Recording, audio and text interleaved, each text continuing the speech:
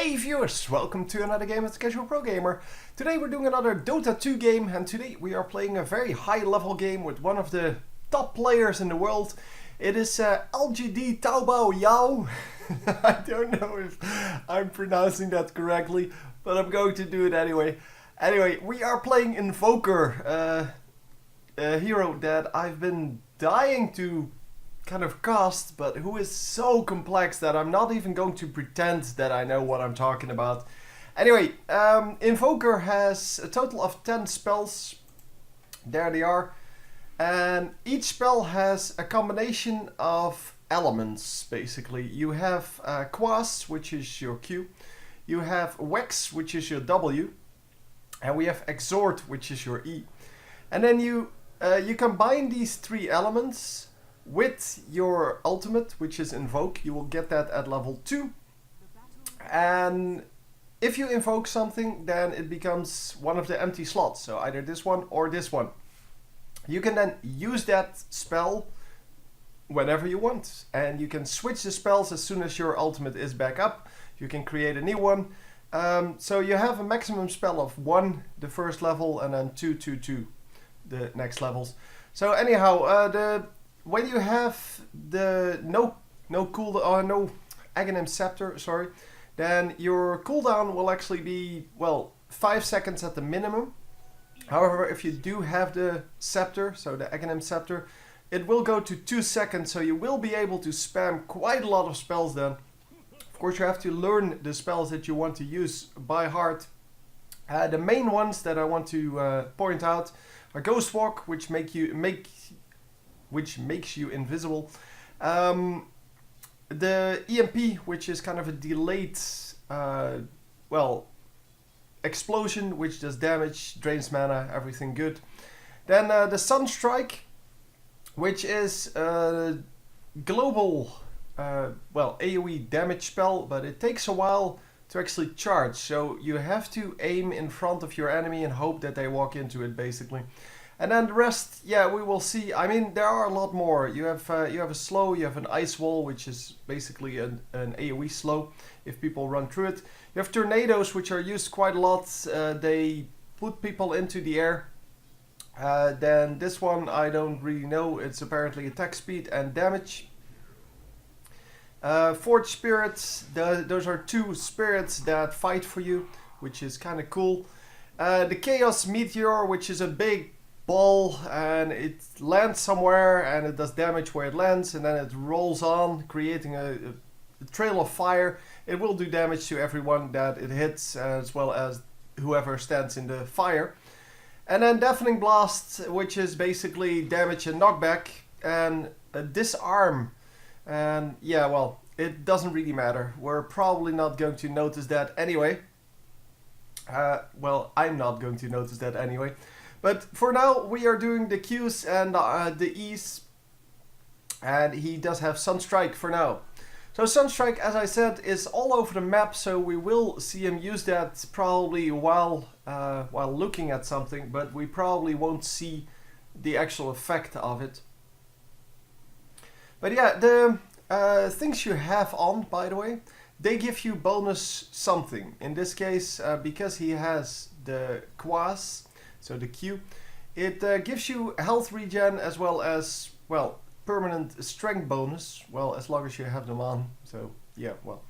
Now, you have +2 in strength, I guess. And then because he has 3 of the blue elements on, you get increased health regen. For this one, it's attack speed and movement speed if you have them on. And we get killed here pretty easily. Yeah, as well as it gives you an agility bonus. Then this one gives you an intelligence bonus, and it gives you extra attack damage, as well as bonus intelligence. Well, already told you bonus intelligence. Anyway, we have Cold Snap now. Cold Snap is a slow, and well, it freezes actually. Yeah, and that's awesome. It is very useful for going up against these kind of attacks that we just saw, because if you can freeze someone for a little bit, you can run out of range.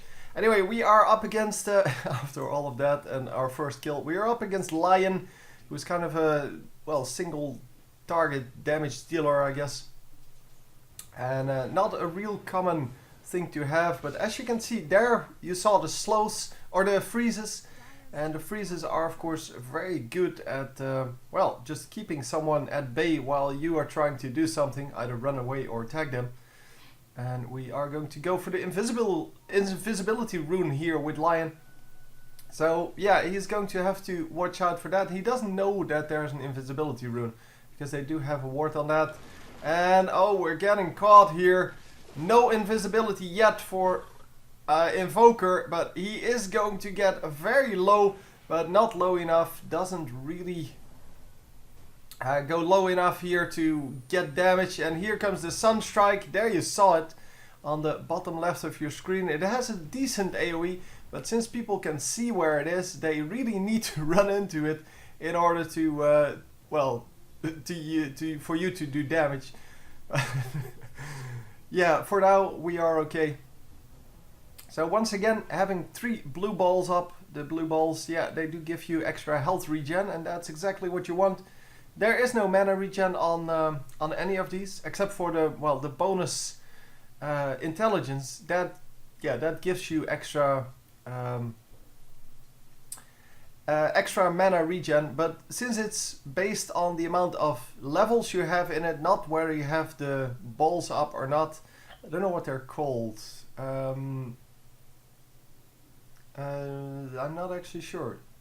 The balls do have a name, by the way, but I'm not sure what it is. Anyhow, for now we are building Q and E, which means that our main spells are going to be Cold Snap, Sunstrike, Force Spirit, and that is it. That's all we can do for the moment. Obviously, once you get into the later levels, that becomes different. And as you can see, the combination of spells is so powerful. Normally, I have to say, I mostly see people going for the Q and the W. Come on, where are we? Oh, there we go. The Q and the W, they give you tornadoes as well as Cold Snap. So they will give you Cold Snap, Ghost Walk, EMP, tornadoes, and that is it. And basically the thing with that is you do get the heal, which you have here, but you do have way more CC. So you have Cold Snap, you have Ghost Walk, which puts you out of danger. You have EMP, which takes away mana. So you have any of the tornadoes, which is basically a pop-up or a knock-up, I guess. Yeah, all in all, that will just give you some real great CC chances in the lane, and that is exactly what you would want out of that for normal matches. But apparently he chose here to go for, well, the more aggressive approach, because, well, the E is the extort is, or yeah, that's exhort, is yeah, of course not extort, but the exhort is regarded as more of an offensive well thing. Well, it does give you bonus intelligence as well as extra damage spells. So yeah, all in all, it just helps you do a lot of damage. So you can level each one up to level 7, which means you have to choose, because you won't have enough levels to level up everything. At least not in, well, not in any game. So you will have to make a choice of what you want to level up. Obviously you want to level up your ultimate whenever it's available, because that cooldown reduction is actually really strong. So once you get level 2, you do have the maximum number of spells, which is 2. And then oh, the Sunstrike actually hits, and there you see the use of Sunstrike. It is a very difficult spell to hit, but yeah, if you put it in the escape path of your enemies, then yeah, they have to run through it. And normally it's not enough to kill them at that point, but you can do damage with it, and that is the main thing about that. And obviously it's very scary as opponents to go up against well, someone who's leveling up those exhorts when they use Sunstrike a lot, because Sunstrike, yeah, it may have a reasonable cooldown and it may have a high mana cost. It does a lot of damage, and as you can see, the damage goes up to 475. So yeah, that is a pretty hefty amount of damage for one spell. And seeing that you're, well, able to switch spells instantly, or almost instantly, you can actually use it and then switch that spell to something else. And by the way, watch how he's pulling all of those minions away from his tower, past his tower, and then last hits them between the two towers. Which is exactly the way you want that, because that keeps your tower pretty much alive forever. And well, that's what you want, of course. You want that tower to stay alive. See, he's once again pushing or pulling that creep wave through everything, and yeah, the wave is coming in there. Wow, that actually killed him. Wow. The Nature's Prophet actually got the kill, but yeah, that was pretty nicely done by the Keeper of the Light. He really just kept an eye on where Invoker was going and used his beam there to get damage on him. And of course, well, the final damage was done by Nature's Prophet, but still, it was mainly that that damage that he didn't want on him.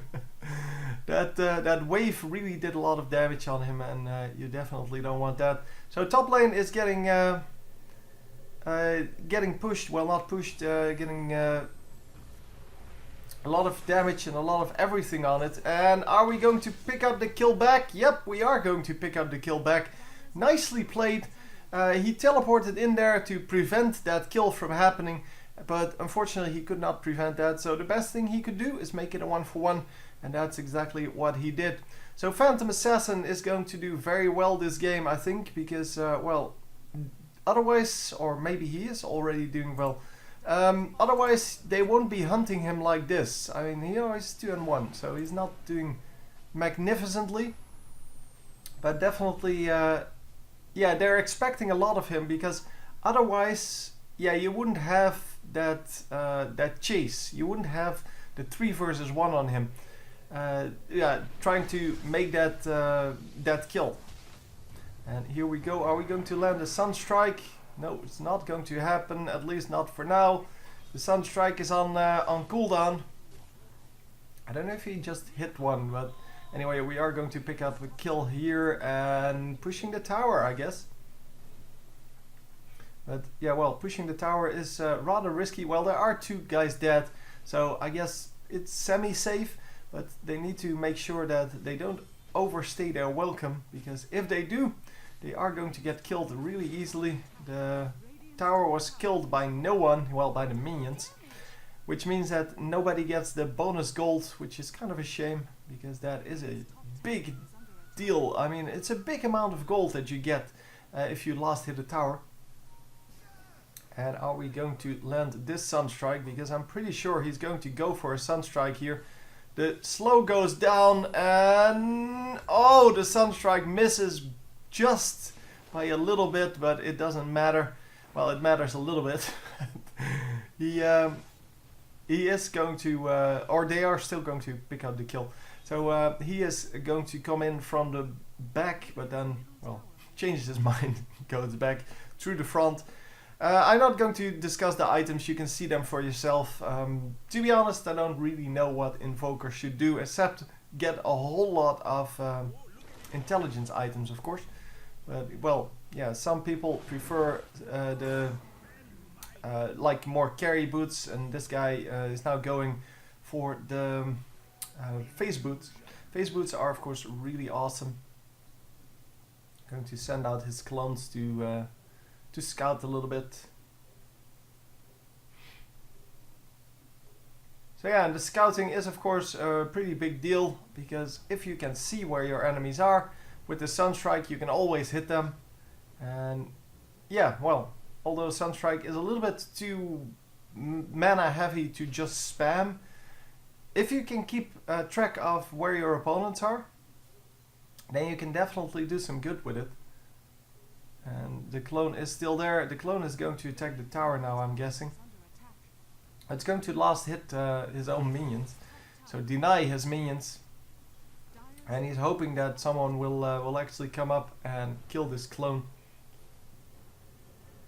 I'm wondering if they will. Anyway, we're going to try to help this top lane, and wow, that heal, man. That was insane heal. But yeah, that's that's what you get as an assassin. Otherwise you will get bursted down instantly, and that of course is no good. So yeah, we're going to continue with the top lane protection for a little bit, and then going to go bottom lane. There goes the Sunstrike. Lots of damage going down, but yeah, anti-mage is the perfect one to tank that damage, because he has a lot of magic resist, plus, well, because he's anti-mage, he kind of has everything that he needs to combat these kind of spells. He also has a blink, so yeah, it's kind of easy for him to dodge that if he wants to. Because he should never be hit by Sunstrike, unless he allows himself to be. So as you can see, this Cold Snap doing its thing, and well, we are going to pick up Roshan here. And come on guys, finish it off. I don't know why it's taking so long for them, but yeah, well, there you go. Phantom Assassin gets the Aegis of the Immortal. Yeah, he was getting ganked all the time in top lane, so I guess, as I said, I guess he's very strong. Well, the Phantom Assassin itself is very strong, but also it's of course about the combination. You have to be a strong player as well as a strong champion, hero, to make this actually, well, all about you, to make sure that they will focus you. We are going to go back to mid lane, and we're just going to, well, create some damage over here. Hopefully take out, oh, he used his Sunstrike on an attempt at, well, the hero, but I kind of assumed he would use it to take out the minions, especially these trees, because these trees are pretty annoying when it comes to pushing towers. They're pretty useful, I guess, when you look from the other side. But yeah, the amount of pushing power you get with that is just very good. So Nature's Prophet goes down to the Invoker, the Sunstrike once again, and yeah, not really getting anything out of that. So he does need a little more intelligence at him, because he's kind of low on mana all the time, and of course, well, that's what intelligence does. It gives you extra mana, it gives you extra mana regen, and that's exactly what he needs here. As well as extra damage, of course, on your basic attacks, but that is not really what he needs, because that's why he has the Exhort. So yeah, we're almost at max level on the Quas, and the Quas, yeah, they give you bonus strength, so that means extra HP, extra HP regen, which is great to have as anyone, because it makes you tankier, it makes you harder to kill, and it allows you to just do a little more. By the way, I have no clue how he's going to do this this game, so I just picked a game that was available, and yeah, that's about all I know. I knew he was playing Invoker, but that was all I know. So yeah, we're going to help out a little bit in the other lanes, but really, yeah, didn't need to help in the top lane. He has his Force Staff now, as you can see. That's why he teleported like that. Well, didn't actually teleport. Oh, the deny comes out. Very nice. That is that's always very nice if the enemy team just allows you to deny like that. Didn't really push hard enough to make sure that Invoker couldn't deny that. But yeah, that's a lot of gold you deny with just one hit. And of course, that's why you want to prevent that at virtually any cost. I mean, there's really, I think, nothing that you wouldn't give to not have a tower denied, because it is a lot of gold and experience. And yeah, well, here they got or it got denied anyway. And are we going to save this guy? No, no, no, no. It seems that he did go down. He did, however, have the Aegis of the Immortal, and we are going to stay alive, therefore, with the Phantom Assassin. There's the wall, by the way. That's the ice wall. And the ice wall slows everyone. It's not a block like the Anivia wall in League of Legends. No, it is, or the Ymir wall in Smite. No, it's just a slow. So everyone who runs through it gets slowed, kind of like the Carter's wall, I guess, except that it doesn't reduce anything else than just the movement speed, I believe. Let's see, ice wall, slow damage per second. Yeah, so it does do a little bit of damage, but that's not really that impressive, of course, because most of the damage is a little bit higher than this little bit.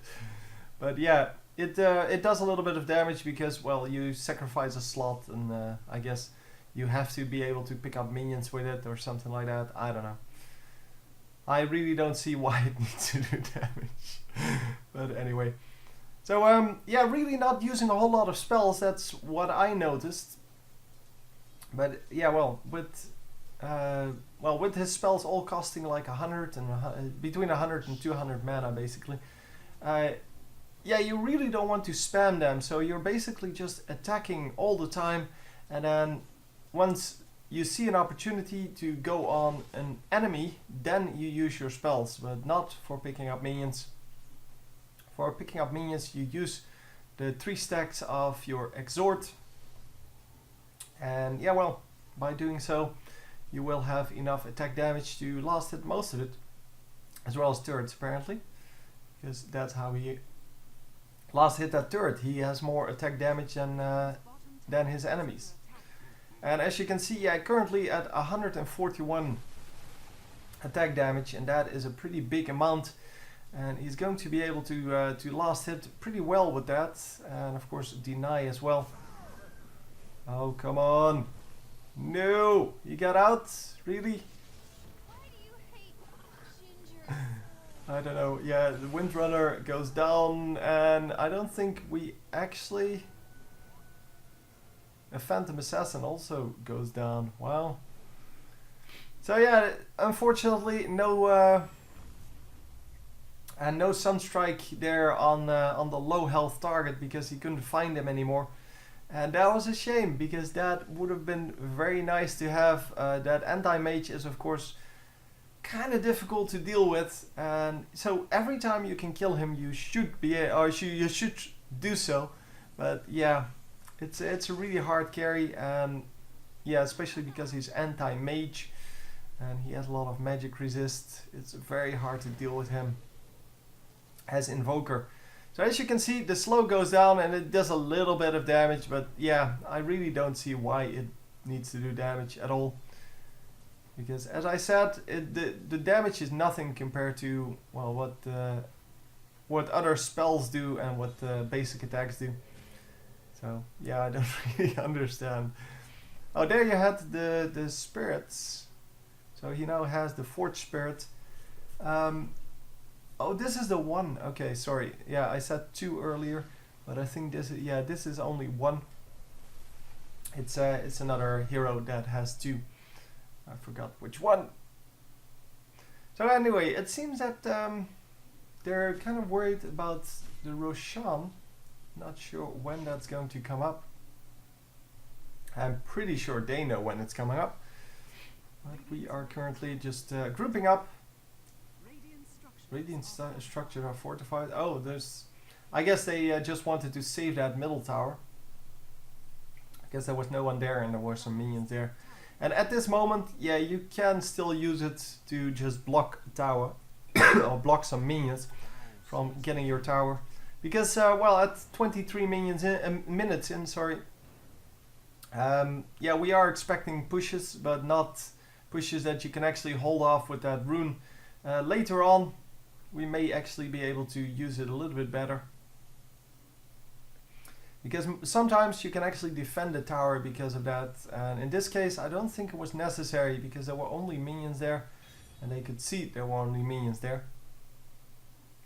And obviously, you want to use a 5-minute cooldown as, well, to the best of your abilities. As you can see, 5-minute cooldown. That is a long time to wait for that to come up again. But, well, it will be up again, well, when they need it. But yeah, now, for example, it would have been more useful, I think, because now they would have been able to